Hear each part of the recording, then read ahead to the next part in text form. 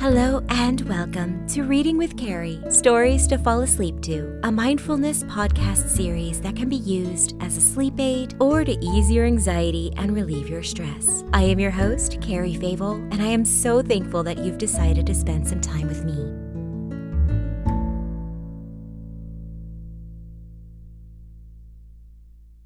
Today's theme is one which I have a specific affinity for. It is the Chinese zodiac tiger, of which I am one. I am actually a fire tiger, if you care to look into that kind of stuff. As I said before, I don't really believe in horoscopes, but I love reading things and matching them and finding coincidences and things. And I really do think that the fire tiger description does depict me fairly well, both in the pros and the cons, so... Tigers are noble and fearless, and are respected for their courage, even from those working against them. Tiger people are daring fighters, and they are capable of standing up to the better end for what they think is right. Although they could be selfish from time to time in the little things, they are capable of great generosity. Again, our validation space comes from Dworak-Peck. Improving mental health services in low to medium income countries is not as costly as some may think. An investment of only $2 to $4 per capita would have a major impact on millions of lives. Each year, serious mental illnesses cost the U.S. almost $200 billion in lost earnings. Now, in truth, I don't know how they came up with these calculations, but that seems really egregious. And to think that even rounding up $5 per person is not a huge investment. I think anyone who has $5 would be willing to give that to someone if it meant that the impact on that person's life would be immensely beneficial. And to see that, for example, with the US, there's lost earnings there because of mental health issues. If we only, again, focused more on the prevention and accepted that mental health needs to have more of a priority, that people can't just push it away and say, you just need to get out more and you need to go walking and sit in the sun and you'll be fine. Stop being oversensitive. No, that's just not how it is, that neurodivergent people exist and their issues are valid. And even if someone is quote unquote normal or average, they can still go through a trauma that they need to work through in order to go back to how things were, or a new normal, so to speak, and how that would actually benefit in the long run. I think, again, as a generalization society, we focus so much on instant gratification that there is no discipline of investment and time. And if you just stepped back and prepared a healthier foundation, they'll flourish, in the end, like planting a flower, You don't get the bloom immediately. You have to put it in the earth and water it and give it time to fully grow. And obviously, if a gardener walked by and saw that that flower had mites, they would put down pesticides, or they would put down more fertilizer if it realized that the earth was a little bit dry, right? Because they want to see that flower flourish. Why don't we do that with our children? Why don't we do that with our neighbors? Obviously, I'm not going to fix that with this podcast, but I think we just need to spread that new mentality out there and really try as individuals in our community to make an effort to be better for the commonality, But I've digressed, I've talked long enough. But first, as always, let's start with a brief mindfulness meditation. Close your eyes and take a posture that is relaxed, taking care to keep your back and neck in alignment. As you get situated, really notice your body, feeling the weight of your body on the chair, the bed, the floor, or wherever you may be in this moment. Notice the position of your feet and any sensations you can feel with them. Locate your legs and the blunt pressure on whatever seat you are on. Feel any sensations in your arms, and make sure your shoulders are soft. Where are your hands resting? What are they feeling? Acknowledge any tension that you feel in your muscles and allow your body to express itself, being present in the moment. Just be aware of the tension or whatever may be happening in your body. Simply note the communication with a simple thought of, I hear you, that's how it is right now. Bring your focus to your breath, but don't alter it in any way.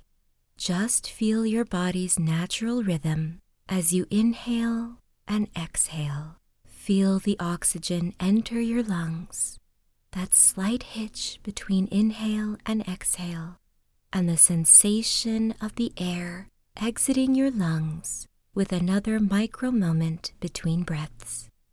Let's extend our awareness to our mind. What thoughts or feelings or perceptions are present right now?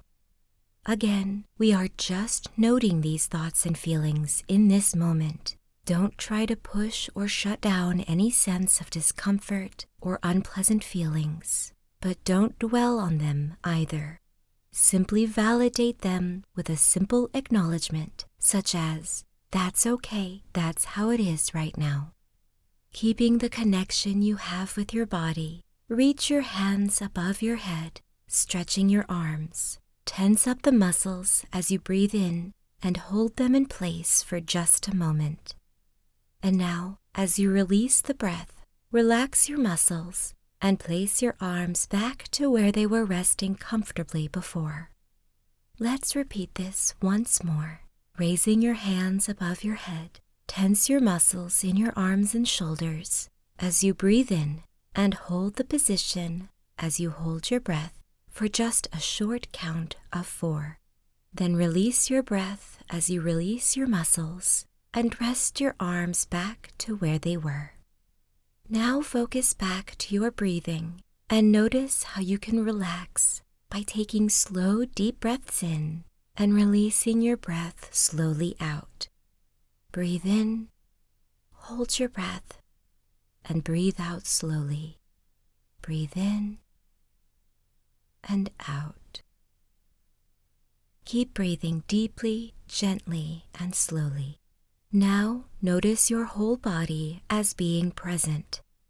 Be aware of every part at once, as best you can, as you continue to softly and deeply breathe in and out.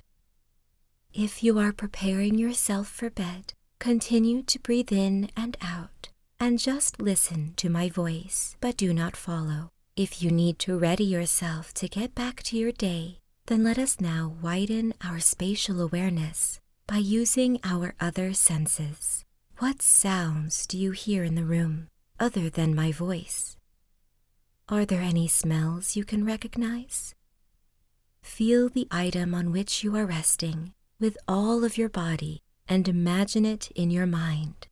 Try to picture it as accurately as you can without opening your eyes just yet. And now, take a deep breath in on an inhale of 4. Hold your breath for a count of 4. And on an audible sigh, release your breath as you open your eyes and fully come back. And now, here's the story. How the Tiger Got His Stripes, an Aesop fable, adapted by Birdie. A long time ago, when animals still had the power of speech, a white stripeless tiger crept to the edge of the jungle and looked out at the paddy fields where the rice grew. He saw a man sitting under a banana tree eating his lunch. Not far away stood a buffalo who was also taking a rest from his work plowing the fields. The great beast swished his tail to swipe away the flies. The tiger crept forward on his belly, using his powerful arms to pull himself through the grass, and when he was just behind the buffalo, he whispered, "Do not be afraid. I do not come to satisfy my hunger, but to seek your advice. Do tell me the answer to my question, for I am curious to know. I have been observing the puny little man who is your master. He has no strength, no sharp sense of smell. His hands are not strong and his teeth are not sharp. Yet he rules you and makes you work for him. You, on the other hand, are a magnificent beast of great and wonderful strength. You are 20 times his weight in size, and I know to my cost that you can put up a fair fight with the best of the beasts of the jungle. I have heard that the source of man's power is something called wisdom. So tell me, O buffalo, what is wisdom? Where does the man get it from?" The buffalo munched slowly on his grass for a while before answering. Beats me. I've no idea. Why don't you ask him? The tiger saw that he would not get a sensible answer from the buffalo, and so he sprang over to the man in one great bound, and as he stood before the trembling farmer, he said, Have no fear, little man, for I have not come to satisfy my hunger. I am here in search of wisdom. Do answer my question, please, for it perplexes me. What is this thing that men call wisdom? What does it look like? Where does it come from? Will you not share some of it with me? The man wiped the sweat of fear from his forehead and said as calmly as he could, Wisdom is very precious. Must I really give some of it to you? The choice is yours, said the tiger. But you hear that sound? It is my stomach rumbling. I have not slept or eaten for 3 days. So perplexed have I been by this question. But now I am starting to feel like I could do with a bite to eat. And the man could indeed hear a low rumbling sound. He replied to the tiger, Well, of course I will gladly share my wisdom with you, but I'm afraid I have left it at home today. I must go and fetch it for you. If you come back with me, I'm afraid the villagers will take fright. Will you wait here for a while? The tiger walked around the man menacingly before giving his reply. I will wait, but be sure to come back, or I will visit you in your field again tomorrow, and next time I might be more hungry than inquisitive. The man started to walk out of the field, but he had taken only a few steps when he turned back and said, Please forgive me. I am troubled by the thought of leaving a hungry tiger here with my animals. Will you let me tie you to this tree while I am away fetching the wisdom? That way my fears will be at rest. The tiger was afraid that the man would change his mind about sharing his wisdom. He thought of the great power that only a little wisdom would give him, how with his strength and with just a little of man's wisdom, he would rule every creature that walked, slithered, swam, or flew across the world. He wanted this prize so much that he agreed to let the man coil a rope around his body and his legs and tie him to the trunk of the banana tree. A little later, the man returned to the field with his 3 sons. Each carried armfuls of dry straw. Here, I have kept my side of the bargain. I have brought you wisdom, said the man, and he and his sons laid the straw on the ground beneath the tiger. Then the man set a light to it. Bright orange flames leapt up and burned the tiger. He roared with pain until at last the fire seared through the ropes, and he sprang to freedom and bounded for the river, where he soothed his burnt fur in the cooling waters. In time, the wounds of the tiger healed, but forevermore his body bore orange stripes where the flames had burned him, and black ones where the ropes had bound him.